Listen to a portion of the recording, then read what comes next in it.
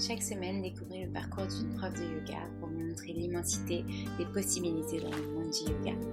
Pour ne rien manquer des nouveaux épisodes à venir, n'hésitez pas à vous inscrire à ma newsletter. Si vous voulez soutenir le podcast Le Yoga dans nos vies, n'hésitez pas à laisser un commentaire et des étoiles sur Apple Podcasts. Vous pouvez aussi m'envoyer des messages, des questions, ça me fera très plaisir. Aujourd'hui, j'ai rencontré Rosa qui nous raconte son parcours avec le yoga, mais aussi le cirque et comment elle a vécu tout ça, puis comment elle a monté son studio et lancé ses formations de yoga. Bonne écoute! Hello Rosa, je suis ravie de te retrouver aujourd'hui pour ce nouvel épisode du podcast Le Yoga dans nos vies où tu vas pouvoir nous raconter ton parcours avec le yoga et tout ce qu'il y en a découlé. Bonjour à toi et merci beaucoup de m'avoir invitée. Avec plaisir. Et ben, on commence tout de suite avec la première question que je pose un peu à tout le monde. Quand est-ce que tu as rencontré le yoga pour la première fois? Ah, c'est drôle mon histoire. La première fois, ça fait maintenant très longtemps, très longtemps relativement, mais ça a été en 2005.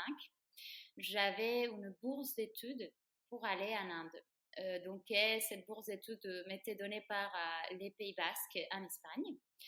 La partie basque espagnole, pas française, on allait faire de la danse Bharatanatyam et Mohiniyattam, qui c'est des danses traditionnelles du sud de l'Inde. Et donc, la bourse était pour un bout artistique, mais pendant les séjours qui a duré 3 mois, une amie m'a dit, bon, et si on profiterait pour faire un teacher training de yoga? Je dis, qu'est-ce que c'est, le yoga? Je ne connais pas. Et donc, on est parti à Benares, à Varanasi, et on a fait ce teacher training qui était une introduction, c'était 150 heures, je crois, ou 120 heures, de Hatha. Mais très traditionnel. D'accord. On était 4 personnes. C'était vraiment un tout petit truc moisi dans ce route de Benares. Et j'ai tombé, c'était vraiment moisi. Et j'ai tombé amoureuse totalement du yoga. Ça m'a ramené un univers très différent à ce que je faisais déjà. Et alors, qu'est-ce que tu faisais avant? Beaucoup de trucs. Je suis à la base artiste de théâtre physique et circassienne. Donc, je viens du cirque et du théâtre physique. Et pour les personnes qui ne connaissent pas, c'est tout l'univers du théâtre sans parole. Donc, mime, théâtre musical, clown, etc. Et dans les cirques, ma spécialité, mon truc, c'est le trapèze, les aériens. À part ça, comme on a tous des disciplines différentes dans les cirques, il ne suffit pas d'avoir une seule discipline, il faut avoir plusieurs. J'avais fait beaucoup de clowns et beaucoup de théâtre anthropologique et c'est ça qui m'a portée en Inde. Donc, j'ai fait ça pendant 20 ans. C'était artiste des rues, vraiment des rues. Donc, j'ai fait la marche aussi avec des petits spectacles. Je tournais avec des compagnies de théâtre physique et des cirques et j'ai eu ma propre compagnie aussi et j'ai arrêté en 2015. D'accord. Donc du coup, entre 2005, quand tu es partie en Inde, et 2015, qu'est-ce qui s'est passé? Tu étais formée en Inde en yoga, donc tu as découvert le yoga en même temps de te former. Et qu'est-ce qui est ressorti de cette formation? Waouh, beaucoup de choses. Pour moi, c'était un processus très, très fort. Non, c'est vrai que c'était assez impressionnant parce que j'avais pas du tout le goût d'enseigner. C'était pas du tout mon avis. Et en plus, à l'époque, il y a maintenant 15 ans, 16 ans maintenant. À l'époque, c'était pas encore les booms en Espagne, moi, où j'ai habité. Et donc, quand je suis rentrée, j'ai commencé à enseigner les amis, la famille, les gens qui étaient autour de moi, parce qu'à moi, ça m'avait vraiment aidé à soigner des choses très concrètes. J'avais eu en 2004 un accident important. Je m'étais cassé toute la partie droite du corps et j'avais une prothèse dans la jambe. Ouais. Un clou. D'accord. Et donc, ça m'a vraiment donné l'espoir de pouvoir continuer à faire du cirque et de continuer à bouger normalement. Vous aussi, que j'avais à l'époque 26 ans et qu'on m'avait donné un diagnostic un peu de bon, c'est fini pour toi, les cirques, les mouvements, tu vas devoir t'arrêter. Et D'accord. Et pendant ta formation, tu as redécouvert ton corps différemment et tu t'es guérie en quelque sorte. déjà, c'est pas que je me suis guérie physiquement, je pense que je me suis guérie mentalement et j'ai découvert Mm. surtout la partie spirituelle. C'est vrai que même si dans les cirques et le théâtre, surtout dans le théâtre, à travers l'expression, à travers l'émotion, à travers l'introspection aussi, on y va profond dans les aspects qui peuvent être psychologiques, pas vraiment spirituels. Mhm. Mais le yoga avait cette connexion directe et je crois que ça m'a révélé beaucoup de choses et surtout ça m'a donné un espoir que j'avais pas et qui me faisait du mal vraiment. Je me sentais très vieille et j'avais voilà 25 ans, j'allais faire 26 ans à l'époque. Maintenant que j'ai 41, ça m'a fait trop rire quand je pense à ça. Aujourd'hui, tu te dis, bah non, mais pourquoi je me sentais vieille à ce moment-là, c'est ça. Oui, oui. Et donc, le yoga m'a aidé surtout à soigner ça. J'ai beaucoup pleuré pendant ma formation. J'ai beaucoup fait des Mm. rêves étranges. J'ai nettoyé énormément, je crois, des choses à niveau psychique. Et j'ai aussi soigné surtout la mobilité de ma cheville et de mon genou qui Mm. était très amoindri parce que j'avais passé 6 mois avec un plâtre. Donc, Ah oui, ouais, pour moi, j'ai vraiment pleuré beaucoup pendant la formation, des douleurs physiques et mentales, mais c'était bon en même d'accord. temps. C'était genre, Oui. il faut passer par là et c'est bon. Et donc, je comprends que Stiram et Sukham, stable et confortable, peut avoir beaucoup de significations différentes. C'est sûr. Et donc du coup, donc cette formation t'a voilà, guéri plutôt mentalement, mais elle t'a permis aussi de redécouvrir ce corps qui changeait au fur et à mesure et depuis ton accident. Et qu'est-ce que tu as décidé de faire après cette formation? En fait, j'avais pas décidé de faire la formation en soi et même quand la bourse d'études est arrivée, moi j'avais eu l'accident parce que je l'avais demandé un an avant. Donc quand je l'ai demandé, on avait des projets qui s'étaient complètement cassés. C'était mon Covid à moi, Bah personnel oui. de l'époque. Donc c'était vraiment un changement de ouf dans ma vie parce qu'à à l'époque j'étais un couple, on faisait de l'acrobatie à deux avec un acrobate. Donc, on avait une routine d'entraînement entre 8 et 10 heures par jour, entre Ah entraînement, oui, construction des spectacles, etc. Donc, déjà, l'accident m'a chamboulé tout. Et après la formation, j'ai un peu commencé à faire plus de pédagogie, à monter des projets avec d'autres gens. Je me suis un peu adressée plus à la direction artistique parce que je pouvais tout simplement pas physiquement faire autrement. Et je n'ai pas mhm, envisagé du tout de me dédier à l'enseignement du yoga jusqu'à 10 ans après, jusqu'à 2015.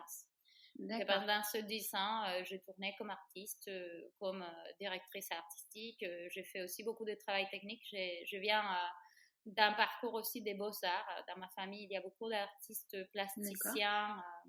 Donc, j'ai aussi fait de la scénographie. J'ai travaillé comme technicienne.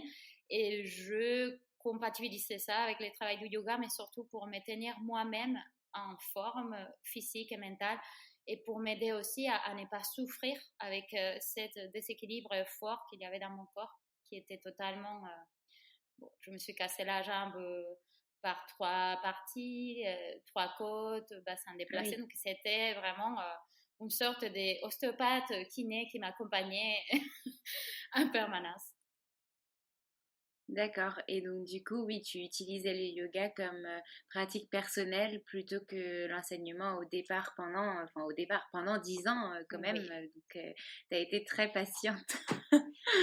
Mais tu t'épanouissais a priori dans cette vie quand même d'artiste, de cirque, Ah, etc. totalement, totalement.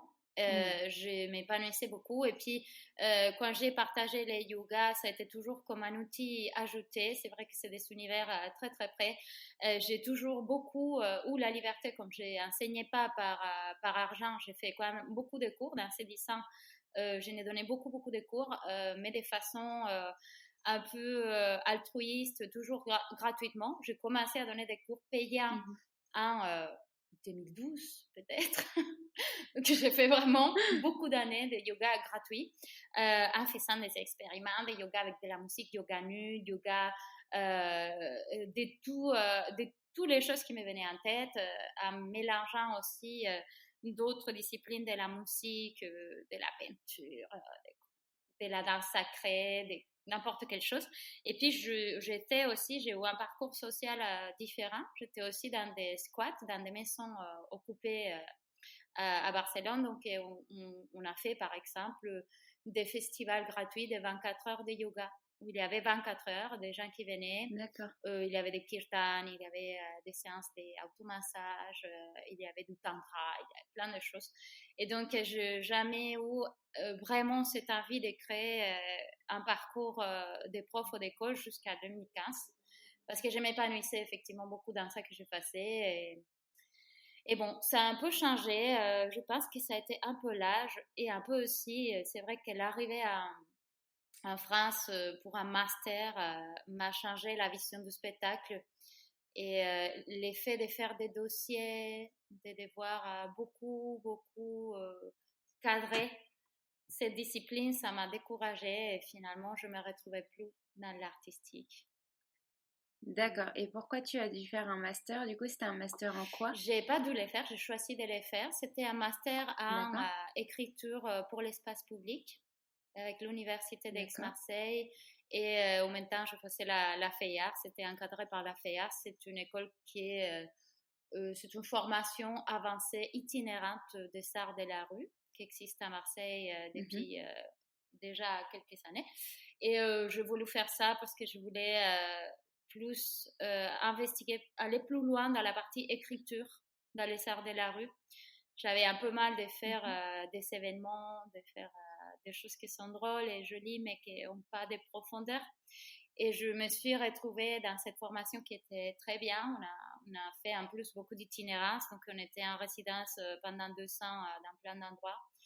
Mais la partie dossier, réflexion écrite, tout ça a commencé à être trop lourde et à un moment, j'ai perdu la passion. J'ai perdu D'accord. j'ai perdu ces trucs vivants que je retrouve parfois dans les cours de yoga parce que c'est du vivant, c'est de l'humain quand même, c'est du contact avec un public Oui, et il y a un truc qui se passe entre les personnes qui ne se passe pas entre moi et un dossier, malheureusement. c'est sûr. Ça, c'est sûr. Et donc, du coup, ça, c'était à peu près en 2015 Ouais, que tu t'es je formée. me suis formée, j'ai commencé le master en 2013, j'ai fini en 2015. D'accord. Et donc, à la fin de ce master, tu t'es dit, OK, c'est plus pour moi, il faut que je me lance dans le yoga à temps plein. Oui, c'était pas exactement comme ça. Ça a été effectivement, oui, ce n'est plus pour moi, mais comme tu imagines, après Mhm. plus des 20 ans, parce que j'ai commencé environ à 15 Ben ans oui. à donner des cours de théâtre et à faire du théâtre amateur, c'est vraiment Mhm. comme t'es divorcé. C'était un divorce. Et donc c'était douloureux, c'était long, c'était Oui. terrible. Et en même temps, c'était libérateur parce que quand tu as fait quelque chose qui est vraiment ta passion pendant 20 ans, euh, tu as fait vraiment tout ça que tu voulais et à un moment, ce n'est plus... Et si j'aurais fait, c'est plutôt, bon, comment je continue à faire maintenant les choses qui me plaisaient de ça Oui. sans tout perdre. Et donc, je commençais par donner des cours, pas seulement de yoga, sinon de théâtre, de cirque, et à commencer à me centrer sur les corps et les mouvements. C'est ça que j'avais envie de Mhm. faire. J'ai continué à accompagner quelques compagnies, à faire quelques directions artistiques, à monter des numéros, des cirques, accompagner des artistes, plus de façon coaching artistique. Et c'est de cette façon que Mhm. le yoga s'est installé. Euh, D'accord. Plus ou moins de façon permanente, surtout à partir de que j'ai décidé de rester à Marseille où je vis actuellement parce que c'était pas clair pour moi non plus de rester en France. Je vécu un peu partout. Je Mm. parle 7 langues et j'ai enseigné, Ah. oui, et j'ai enseigné un peu de partout. J'ai tourné beaucoup, donc le fait de me dire je vais rester, ça a compté beaucoup dans la décision aussi de m'établir à être presque seulement enseignante de yoga et école, parce qu'aujourd'hui, Mm. c'est un peu le cas. Mais si c'est le cas aujourd'hui, c'est que ça te convient aussi comme ça. Et puis, tu as peut-être d'autres projets que tu as envie de lancer. On en parlera un petit peu plus tard, je pense. Totalement. Mais déjà, avec ce début de vie, on se rend compte à quel point ça a été riche pour toi. Et donc, le tournant avec le yoga, on peut assez facilement le comprendre aussi. Est-ce que, du coup, tu peux nous expliquer donc, tu as continué à coacher des compagnies donc du coup, tu disais que le yoga avait commencé à s'intégrer. Et comment il s'est intégré et comment tu as su que c'était vers ça que tu voulais vraiment continuer? Alors, ça a été surtout en 2015, quand j'ai fini mon master et que j'ai commencé à donner des cours, je me suis rendu compte que d'un côté, j'avais peu de formation, j'avais envie de me Mhm. spécialiser et j'ai eu envie de me réformer en yoga. J'avais fait pas mal de stages, des cours vraiment d'une semaine, de choses dans toutes les disciplines du yoga, mais j'ai eu envie de me réformer, donc je commençais à faire des teacher training jusqu'à aujourd'hui. Je me suis formée en Ashtanga de 5 heures, je suis formée après dans une spécialisation avancée de 350 heures qui englobait un peu la pédagogie, il y avait un peu de Iyengar, il y avait plusieurs disciplines dedans. Après, je fais une formation de yin, je fais une formation de prénatal, je fais aussi une formation d'acro-yoga professionnalisante, bon, deux, une et demie, on va dire, parce que je fais une partie d'une autre formation qui est une formation de prof qui englobait de l'acro-yoga aussi. Donc, je fais seulement les 40 heures d'acro-yoga Thai. Et viens de finir aussi une formation courte d'histoire et philosophie. Euh, je cherche à faire encore une formation de yoga pour enfants, une formation de yoga ça s'appelle Yoga for Trauma Informed People, pour les personnes qui ont souffert de traumas pour accompagner. Donc, c'était un peu grâce à ça, parce que j'ai découvert la partie, disons, pédagogique du yoga et tous les aspects qu'il pouvait avoir, et je trouvais ça génial, en fait. Je trouvais ça très riche. Et après aussi, je commençais à me dire que j'avais envie de créer, de générer des expériences et des formations par rapport à ça, parce que j'avais vraiment Est-ce envie que de faire un tour. Est-ce que tu peux nous dire, je suis désolée de te Non, couper, mais est-ce que tu peux nous dire à peu près où tu t'es formée? Enfin, je suppose que toutes tes formations n'étaient pas forcément en France. Voilà. Est-ce que tu as des noms de formations à nous donner oui. pour guider un peu? Oui. Alors, voilà, toute première, c'était un Buddha Yoga School en Inde. Puis, je me suis Mhm. formée 2 fois à Yoga Inbound à Barcelone. Après, je me D'accord. suis formée avec Arhanta Yoga, qui est une école basée dans les Netherlands. Je me suis formée aussi avec Maitri de Yoga et Vedas. Et la Mhm. formation que je compte faire des Yoga for Trauma Informed People, c'est Radika, c'est une école espagnole. Et pour la D'accord. formation de yoga enfant, je n'ai pas encore trouvé. Je suis un peu à la recherche. Sinon, je fais aussi une D'accord. formation courte avec Ashtanga Yoga Paris sur la 2e série d'Ashtanga. Et voilà, et des stages un peu partout avec des gens que j'aime bien, David Garrigue, Petri Rinsanen, Manju Joyce, euh, voilà, des autres profs moins Ok. connus. Mais c'est super parce que du coup, tu nous donnes des idées aussi en Espagne et ça, on n'en avait pas entendu parler dans les précédents épisodes de formation de yoga en Oui, Espagne. Et le fait que tu parles cette langue, je pense que ça t'ouvre énormément de portes oui, du coup pour oui. te former un peu dans le monde entier. Donc c'est vraiment génial et ça permet aussi d'avoir des approches vraiment différentes et de t'ouvrir toi à des cultures, à des possibilités avec le yoga qui sont juste immenses, quoi. Donc c'est super. En formation de yoga enfant, on pourra en parler. Il y a le podcast de Julie qui est sorti, qui m'a formée en yoga enfant module 1, module 2 à Ah, Paris, super. qui est vraiment génial. Mais enfin voilà, il y en a d'autres sûrement, mais moi j'ai vraiment adoré ces 2 modules. Je lui fais de la petite pub du coup, mais c'était vraiment très très bien sa Bien, formation. bien, Et elle donne des modules, voilà, sur il faut Paris. faire du réseau. Elle est en train de filmer. Oui, elle est en train de filmer sa formation en visio parce qu'elle ne l'était pas encore. Et là, avec le confinement, on est un petit peu obligé de... Voilà, mais c'est vrai que si tu veux la faire et que tu as la chance de la faire en vrai, c'est juste super de la faire en vrai. Voilà. C'était l'instant petite pub pour la formation de yoga enfant. On va repartir sur ton parcours. Et donc, du coup, tu disais que justement tout ça, toutes ces ouvertures, ça t'avait donné vraiment envie d'apporter autre chose que des cours de yoga et du coup de venir former. Comment ça s'est passé? Alors, ça s'est passé tout simplement depuis une déception. Je suis allée à un festival dans lequel j'étais invitée pour chanter des mantras. J'ai un petit groupe de mantras de kirtan avec un sitariste, une personne qui joue au sitar. J'aime beaucoup le bhakti. C'est vrai que c'est quelque chose que je pratique peu professionnellement, mais que j'aime beaucoup personnellement parce que ça rejoint les côtés artistiques et un côté un peu de chanter ensemble, de générer une énergie que j'aime beaucoup.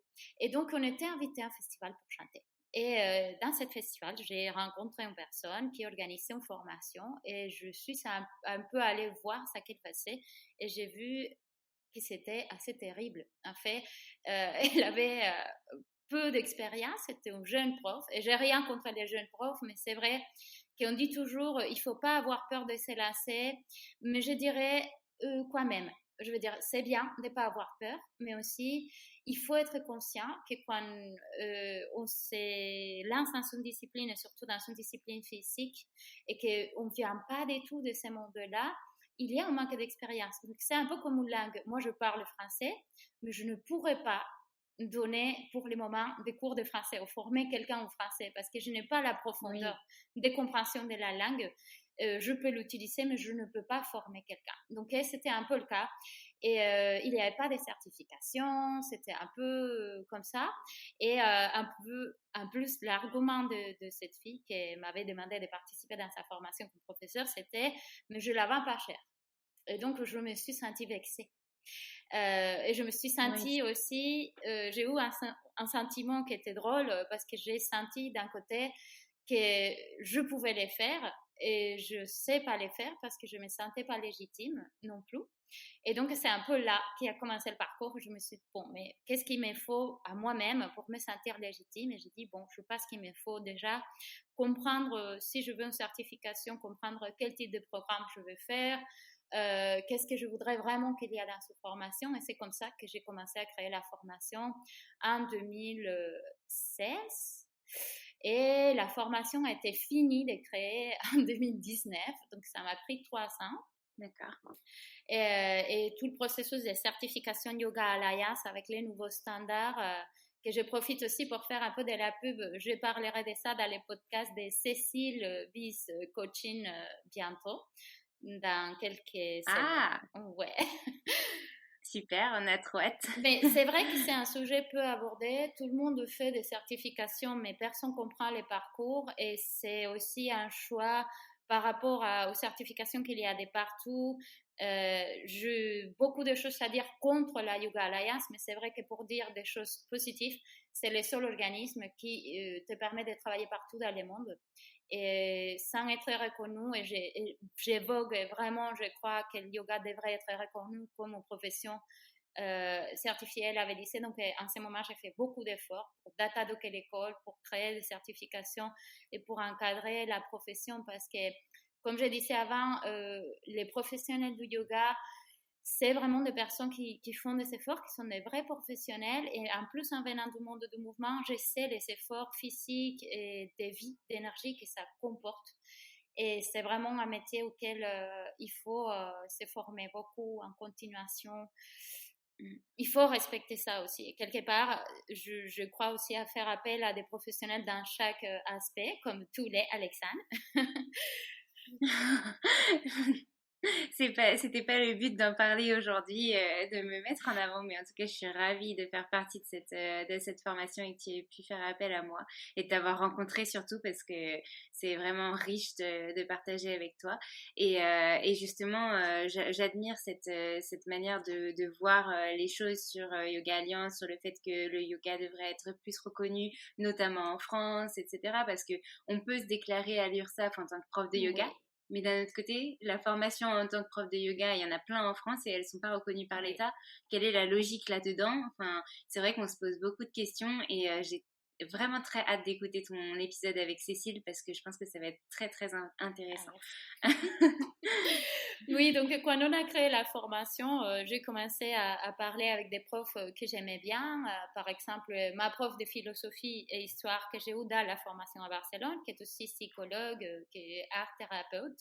Et j'ai commencé à creuser un peu dans la question et je me suis dit, bon, il faut absolument qu'il y ait des choses qui soient présentes. Yoga Alliance oblige à avoir aussi des matières qui sont obligatoires. Vraiment, le nombre d'heures de pratique est délimité, le nombre d'heures de théorie par aspect est délimité, mais en plus, tu peux mettre des modules un peu personnalisés. Et dans ces cas, j'ai mis des petits modules un peu de toutes les disciplines que j'avais envie que les gens puissent tester, comme yoga sur chaise, prénatal. Il y a un petit cours aussi de yoga en entreprise. Il y a voilà des petits modules. Il y a un module communication qui va donner Alexandre à la prochaine formation, communication et marketing. Il y a aussi beaucoup d'anatomie et biomécanique, physiologie. Et puis, il y a une grande partie d'histoire, philosophie, mantra, sanskrit et un module qui pour moi est très important. Et ça, c'est les deux aspects que je n'ai pas trouvé en Inde, que je trouve que c'est dommage quand les gens partent se former en Inde ou dans des endroits où vraiment on est en immersion, on est un peu en vacances aussi, c'est génial. Mais la partie pédagogie, avec tout ça que ça comporte, la partie aspect professionnel avec tout ça que ça comporte, et la partie communication, marketing, etc., ne sont pas existantes dans les teacher training qu'on trouve. Oui. Et donc, dans les nôtres, ça existe et ça prend une partie importante. Et c'est un peu la ligne aussi actuellement des teacher training. Dans l'actualité, on est plus de professionnels que seulement des praticiens. Donc, voilà. Oui, c'est vrai. Et je te rejoins sur le contenu de ta formation parce que du coup, j'ai eu l'occasion de lire le manuel et de voir tout le sommaire, etc. Et je l'ai trouvé très, très riche et je me suis demandé comment on ferait pour faire ça en 200 heures. Mais d'un autre côté, c'est très, très bien de voir plein, plein d'aspects comme ça voilà, partie prenante du yoga, comme le yoga sur chaise, le yoga prénatal, etc. Parce que finalement, pouvoir adapter à un type de public, c'est vraiment très important. Après, c'est bien de pouvoir aussi se dire, bah ok, je suis formée en initiale et je peux aller me former spécialisée par d'autres formations et ça, c'est très bien de pouvoir le faire aussi. Mais donc de se battre pour que tout ça soit reconnu en France, ce serait encore plus génial. Et je te rejoins sur le fait que ces trois modules, donc aspect professionnel, communication et le troisième, c'était, Pédagogie. tu m'as dit, pédagogie sont très très très importants parce que mine de rien, pour enseigner le yoga, il faut être pédagogue déjà, enfin, il faut avoir envie de le partager et on peut pas tous, enfin, on l'a pas tous, c'est pas inné d'avoir cette pédagogie pour le partager, même si on a envie de partager le yoga, on sait pas tous comment faire, donc avoir ces clés, c'est important. L'aspect professionnel, quand on est prof de yoga, on sait pas forcément qu'il faut s'inscrire à l'URSSAF, qu'il faut payer ses cotisations, ses impôts, faire sa compta, enfin, en gros, on est un vrai couteau suisse quand on devient entrepreneur et il y a plein de choses qu'on ne sait pas. Et du coup, dans ce couteau suisse-là, et bien sûr, il y a la communication, le marketing. Et je me souviens, moi, pendant ma formation, j'ai eu la chance d'avoir un bagage comme ça parce que j'ai fait un master en stratégie de communication. Et pour le coup, j'étais contente de l'avoir pour pouvoir faire ma com, mais je sais que toutes les autres profs de ma formation me disaient oh là là, mais Alexandre, il va falloir que tu nous expliques ou je vais être complètement perdue, comment je vais faire pour communiquer sur mes cours. Et c'est vrai qu'on peut se dire, c'est un peu contradictoire par rapport aux valeurs du yoga, de communiquer, de s'ouvrir, etc. Alors que finalement, dans le monde actuel, comme tu dis, on évolue tellement que, bah, bien sûr, maintenant, on est obligé en fait de communiquer sur soi, d'apprendre, voilà, de trouver qui on est, qu'est-ce qu'on a envie d'apporter, de trouver sa cible, son yogi idéal. Oui, oui, mais je crois pas que ça soit contre les valeurs du yoga. Je suis un peu étonnée. Voilà, c'est c'est ça. de voir comment, à quel point les Occidentaux se mettent des barrières qui ne sont pas existantes Oui, et qui ne sont pas du tout d'actualité en Inde. C'est vrai que j'ai des amis indiennes, ça fait un moment que je n'y vais pas, mais je connais beaucoup de personnes qui vont couramment. Et sincèrement, les écoles indiennes, c'est les premières qui boostent son enseignement et qui sont à l'ordre du jour dans toutes les actualisations et qui vit sa culture, comme toutes les cultures, c'est une actualisation constante. C'est comme si en France, par exemple, on se dirait il faut c'est ça. parler français du siècle XIII. En fait, non, ça serait absurde. Et pareil, moi j'ai C'est étudié le ça. théâtre espagnol classique. Aujourd'hui en Espagne, on fait plus de théâtre espagnol classique si c'est pas parce qu'on s'est spécialisé en ça. On fait du théâtre contemporain, il y a de la avant-garde, il y a beaucoup de courants. Donc, le yoga aussi est actualisé. Et surtout, il ne faut pas penser que communiquer ou vendre une offre, c'est aller contre les valeurs du yoga parce que nous, on n'a pas choisi d'être renonçant. Les statuts de renonçant, la personne qui renonce au monde et qui part dans son grotte ou qui part dans un ashram, s'éloigner du monde est un choix. Mais déjà, depuis des milliers d'années, dans l'histoire du yoga, d'ailleurs, merci à Maitreyi, pour comprendre la différence, je pense que parfois aussi, c'est quand on n'est pas très, très clair sur l'histoire du yoga qu'on tombe dans ça. Les renonçants étaient une partie des personnes qui pratiquaient le yoga, mais il y avait beaucoup de profs et des yogis qui avaient une famille. Et d'ailleurs, c'était le choix aussi de porter le yoga au monde pour les partager. Et c'était un peu comme avant était l'écriture. L'écriture, à un moment, était dédiée aux moines. Mm. Seulement les moines écrivaient, les autres personnes ne s'écrivaient pas et ne lisaient pas et ça ne faisait pas partie de la vie. Oui, Et ça a été diffusé et maintenant on écrit, on lit, oui. tout le monde, une bonne partie de la population, on a accès à ça et donc le yoga fait et doit faire partie de la vie quotidienne. Oui, et c'est intéressant ce que tu dis parce que du coup, ça met en valeur tous les aspects de la vie qui évoluent. Et le fait d'évoluer avec son temps, d'aller à l'école, de faire des études qu'il n'y avait pas forcément avant, qu'on travaillait quand on avait 10 ans et voilà, on allait travailler avec ses parents dans la ferme ou je sais pas quoi. Et maintenant, on fait plus du tout ça, on fait des longues études, on a un travail. Enfin, il y a plein de choses que la société nous permet de faire pour évoluer. Et en effet, c'est bien que justement chaque discipline puisse évoluer avec son temps et notamment du coup là le lien avec le yoga qui puisse évoluer avec la société actuelle, sans oublier bien sûr l'histoire du yoga et la philosophie et c'est pour ça qu'on a ces modules là pour ne pas oublier d'où ça vient et de comment ça a été créé mais toujours en pouvant avoir la possibilité de l'adapter et de le faire évoluer avec son temps donc de toute façon je te rejoins à Tout 100% à fait, et là-dessus. ça fait partie de l'histoire du yoga en soi. Par exemple, Krishnamacharya, qui c'est un peu le papa du Vinyasa, c'est celui qui a formé Pattabhi Jois, qui a formé Iyengar, qui a formé Desikachar, qui c'était son fils d'ailleurs. Il a apporté cette dimension d'inclure tout le monde, même s'il a commencé à former les personnes en palace, et c'est un peu l'idée, c'est la même histoire de la danse classique. D'abord étaient les personnes nobles au palace qui étaient formées, et puis peu à peu, les peuples s'est approprié de ça, et tout le monde fait de la danse classique. Aujourd'hui, n'importe qui peut aller à une école de danse classique et dire je veux me former. Et même il y a des courants qui vont un peu contre ce truc de non, mais il faut avoir les chignons, non, mais il faut avoir les collants roses, non, mais il faut être blanche, il faut être mince. Aujourd'hui, je connais des blacks énormes qui font de la danse classique et c'est génial, et heureusement. Et c'est un peu le même parcours du yoga que de beauté seulement destiné à un caste. C'était les brahmins, c'était une partie de la population. Et puis Krishnamacharya a dit bon d'accord, on va ouvrir ça. Et puis il y a eu les courants thérapeutiques qui, par exemple, à Iyengar a commencé, mais qu'il y a eu plein d'autres gens. Et il y a des courants très différents. Et on n'est pas tous d'accord. Et on peut tous quand même convivre et cohabiter.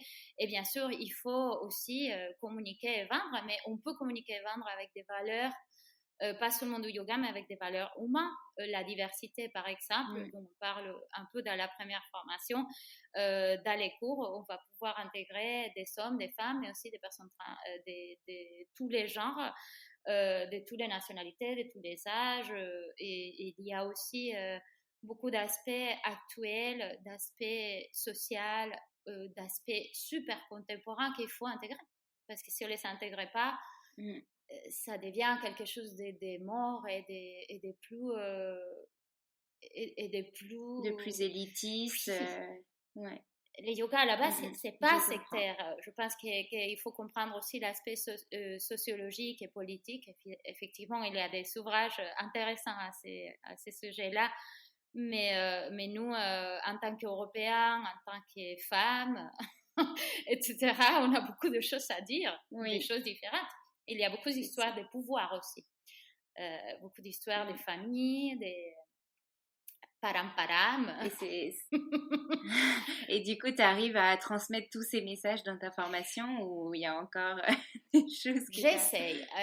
200 heures, c'est très peu, mais je crois que c'est une boîte à outils. Et comme toutes les boîtes à outils, je vais faire un exemple analogique un peu avec la couture. J'aime bien parce que beaucoup de personnes dans ma famille, de ma maman, faisaient de la broderie et de la couture. Donc, j'ai une machine à coudre à la maison et j'ai des outils pour les faire. Je fais du macramé aussi que j'adore, mais je ne le fais pas tout le temps. Et évidemment, je me forme peu à peu et je comprends de temps en temps un nœud différent ou un point différent. Une formation de yoga est pareil, on va te donner plein de choses, plein, et plein de choses que tu ne vas pas utiliser immédiatement. C'est impossible. Tu ne peux pas les utiliser en même temps. Et ça ne va pas dans ce sens-là, ça va dans le sens de t'ouvrir plein de portes, de te découvrir à toi aussi qu'est-ce que c'est ton inclination. Sur quoi tu t'éclates, sur quoi tu es plus forte. Évidemment, pour moi, c'était très facile l'enseignement d'Ashtanga au début par rapport à d'autres personnes parce que j'avais un corps qui me permettait d'aller là. Parce que pour moi, faire une inversion ou un pont était naturel. Pour d'autres personnes, ça c'est un monde, le système kinesthésique de la personne n'est pas prêt et il y a plein de choses qui vont prendre du temps. Alors que pour moi, la communication et le marketing ou les inscrits ont pris plus de temps. Ou même l'histoire du yoga, ça m'a pris du temps de la comprendre. Je pense que chaque personne fonctionne différemment, chaque personne va ingurgiter les choses, c'est comme une infusion, va infuser dans son corps, dans son mental, dans son esprit cette formation au fur et à mesure et peut-être qu'un an plus tard il y aura un déclic sur un autre aspect et c'est ça qui est aussi un peu magique, c'est de se dire bah ok, j'ai comme tu dis cette boîte à outils que je fais pendant les 200 heures et puis qu'après j'apprends à utiliser petit à petit et c'est super. Du coup, tu peux nous dire quand est-ce que tu as lancé ta toute première version de formation, dans quel studio, parce que tu as aussi lancé ton studio, donc est-ce que tu peux nous raconter un petit peu cette partie? Oui, j'ai lancé ma première formation de 200 heures de Vinyasa 200 heures en août 2019 à Yoga du Sud, qu'on a ouvert aussi à location. J'ai un peu travaillé dans presque tous les studios de Marseille. Et finalement, je ne me retrouvais pas forcément, je continue à travailler à l'Académie de Hatha Yoga, c'est le seul.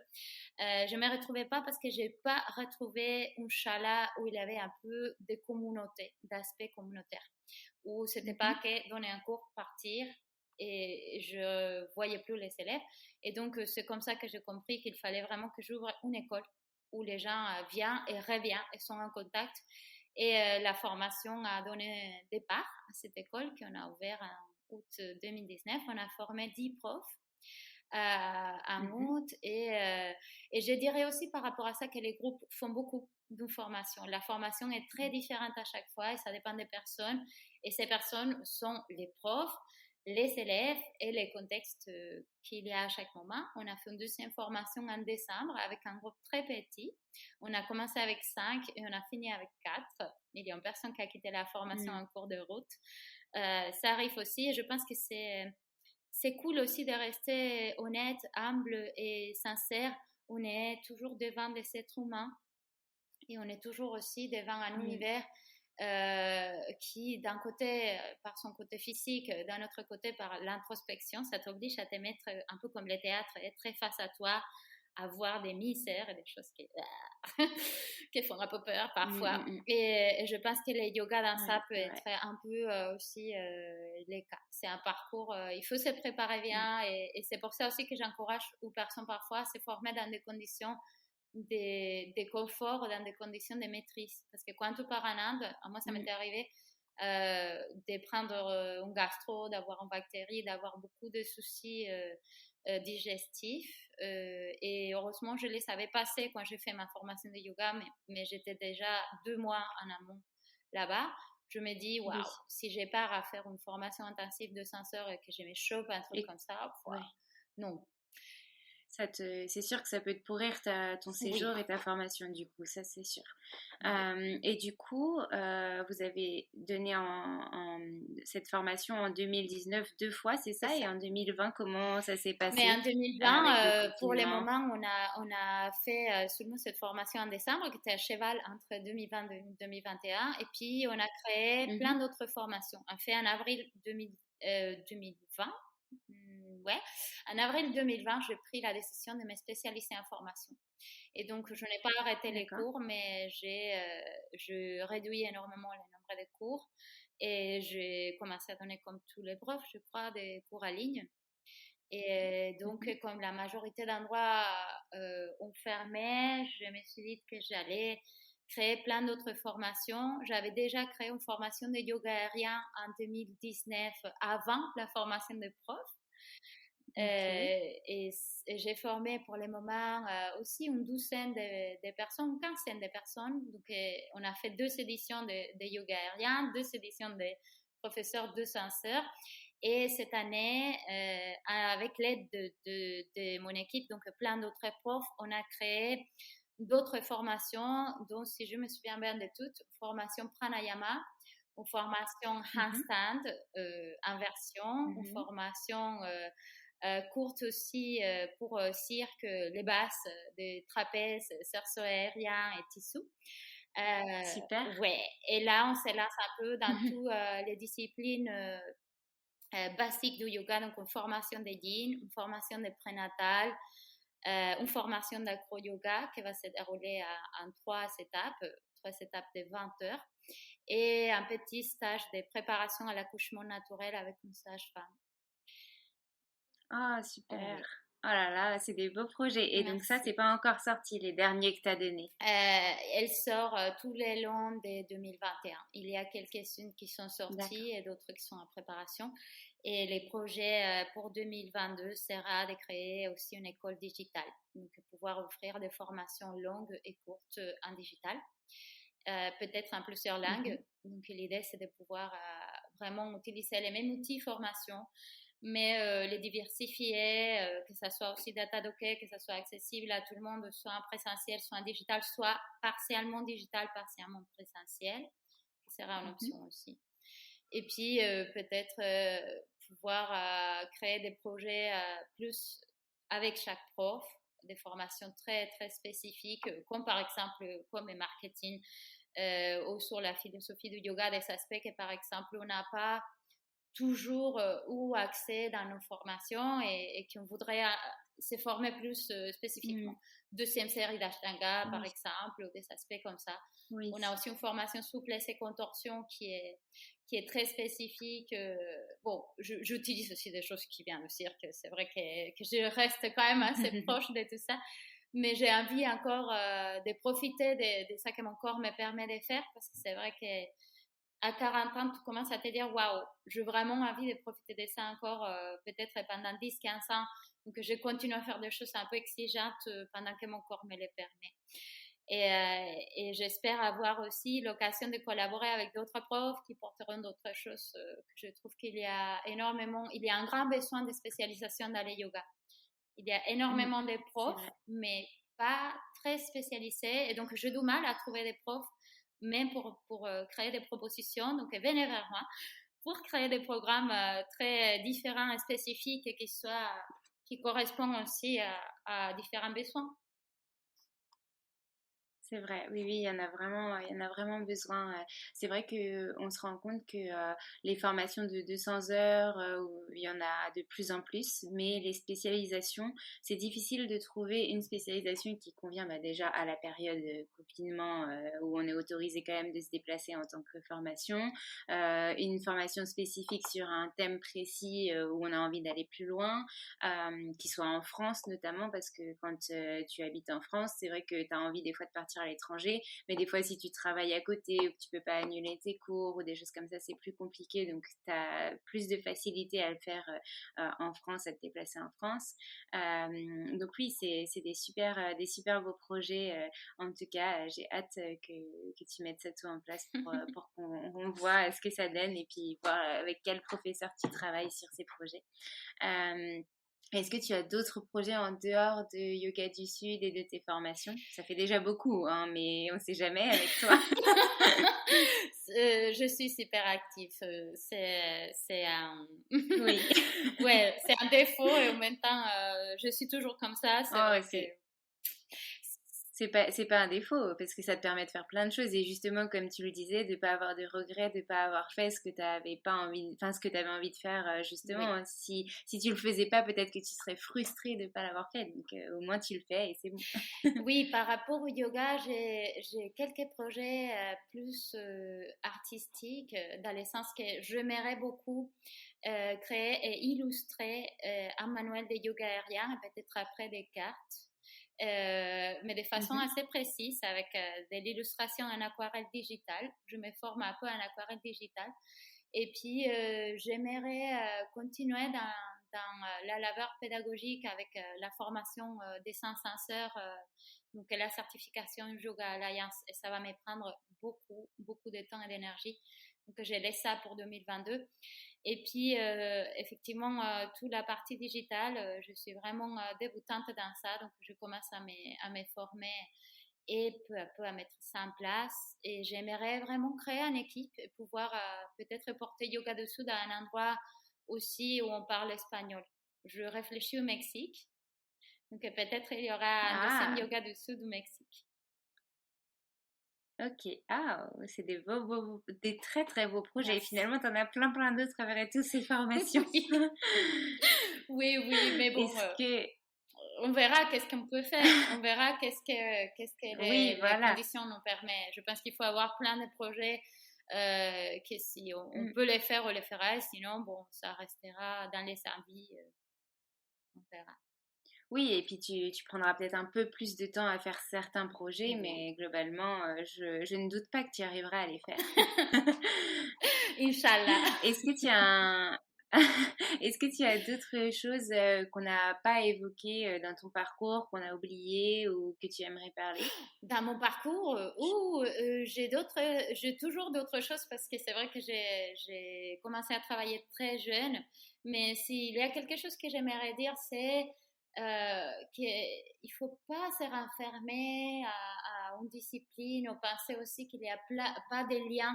L'autre jour, j'entendais quelqu'un, je ne me souviens pas qui, dire que le yoga n'était pas artistique. Je suis tout à fait pas d'accord. Je pense que Je suis pas d'accord du tout non non, plus. je pense qu'on peut tout mélanger et je pense qu'il y a beaucoup de choses à faire et à découvrir et qu'on est malheureusement ou bien heureusement né dans un siècle où tout est possible, vraiment tout.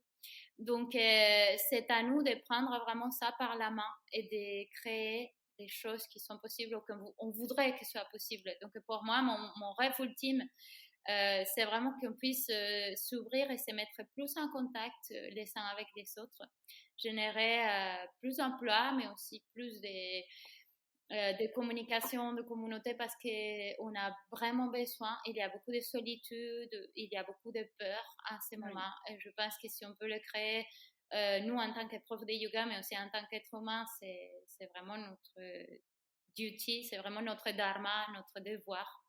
Et puis, je crois qu'il y a beaucoup de choses dans lesquelles on va avoir besoin les uns des autres, comme l'éco-construction, la cuisine végane. Tu vois, j'aimerais faire, par exemple, me former en tant que chef vegan, mais je sais qu'il y a beaucoup d'univers qui vont autour du yoga, qui dépassent le yoga et qui vont plus vers la façon de vivre qu'on va devoir avoir dans le futur, une façon de vivre plus écologique, avec des valeurs qui nous correspondent, avec peut-être des circuits plus petits, mais plus logiques aussi, locaux, peut-être aussi par rapport à tout ça qu'on consomme, parce que je me retrouve, Mhm. par exemple, cette semaine, une élève avocate nous a beaucoup aidé parce qu'on a dû négocier les loyers parce qu'on est fermé au cours depuis Mm. octobre dernier.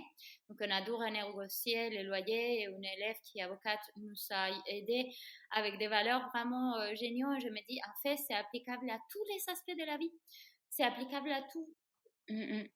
C'est vrai. Totalement, Mm. j'aimerais par exemple trouver une immobilière avec des valeurs actuelles. Donc, c'est vraiment applicable à tout. Je pense que nous, les profs de yoga, on doit être très malines et aller vers ça aussi, vers actualisant la société grâce à ça et aussi à arrêter avec cette idée d'indianisme.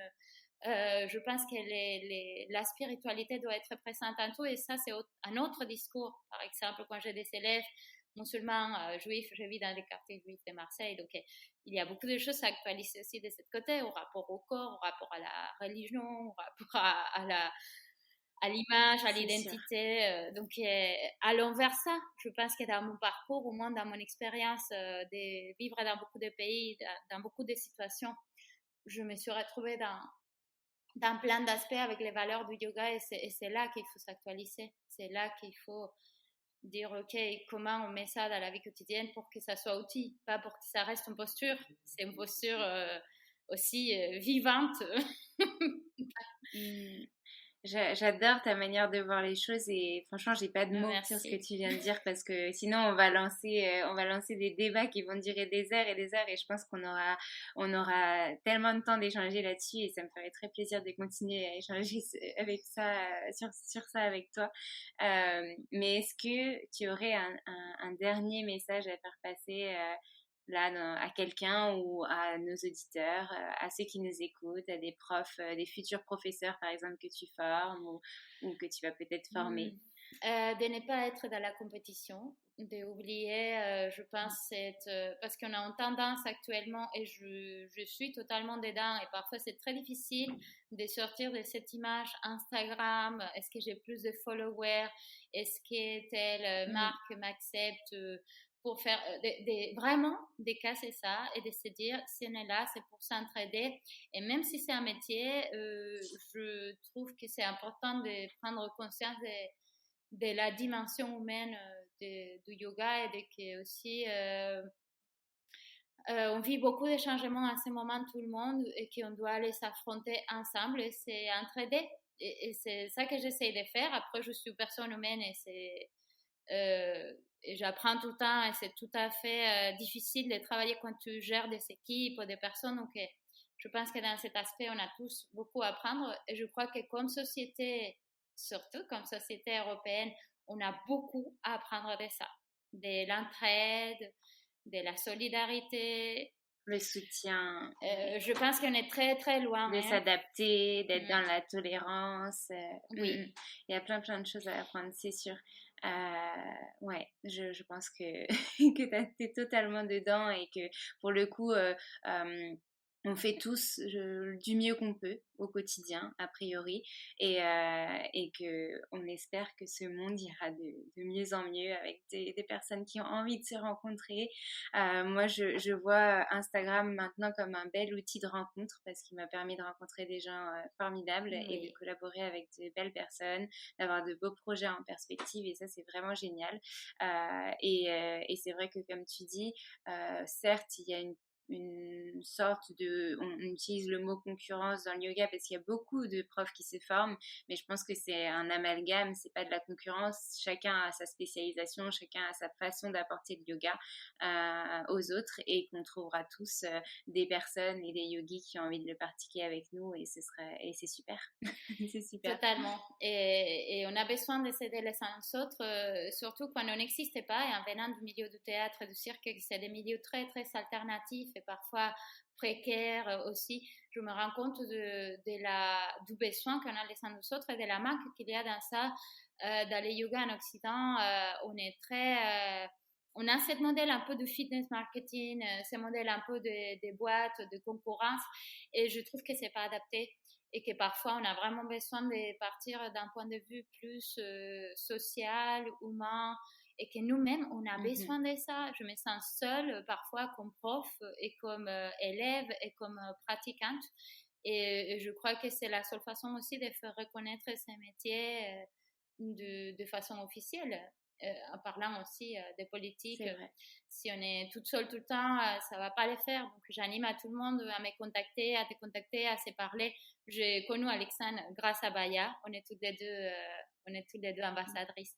Oui. Donc, voilà, parfois, ça vient comme ça et parfois, ça vient parce que tu es dans la même ville. Et je pense qu'à Paris, vous avez la chance d'avoir beaucoup de studios. Et voilà, je pense que j'ai rien de plus à dire. Merci beaucoup, Alexandre.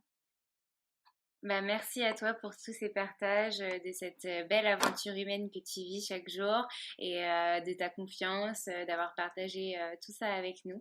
C'est super enrichissant et puis j'espère te revoir et te parler très vite. Je sais que ça arrivera très très vite. Super, namasté. Namasté. N'oubliez pas que vous pouvez contribuer au développement du podcast grâce à la page Tipeee créée pour que vous puissiez faire des dons en échange de contreparties chaque mois, comme par exemple des e-books, des cours de yoga avec des invités, des vidéos ou encore des épisodes sur des thèmes précis avec des invités ou bien tout à la fois. Le lien est dans ma bio sur Instagram et je le remettrai en description. Merci d'avance pour votre contribution à faire grandir le podcast Le Yoga dans nos vies. À bientôt!